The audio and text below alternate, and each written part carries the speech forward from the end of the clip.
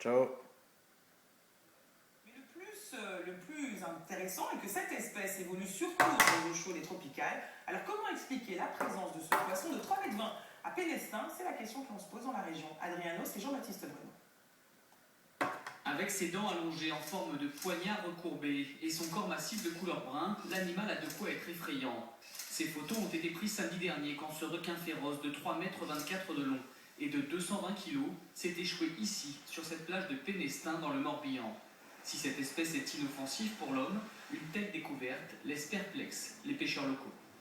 Personnellement, j'étais très surpris, parce que c'est rare d'entendre et de voir ça dans le secteur, parce que de mémoire, j'ai jamais entendu parler, toujours.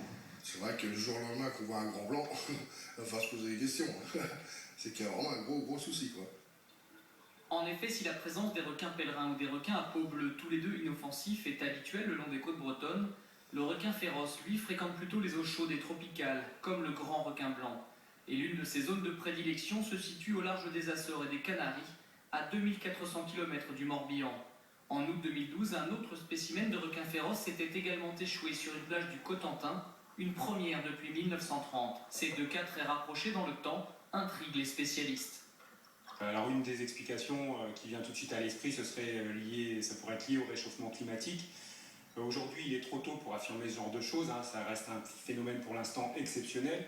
Si effectivement c'était amené à se reproduire à l'avenir, ça pourrait être un signe de déplacement de la population vers le nord.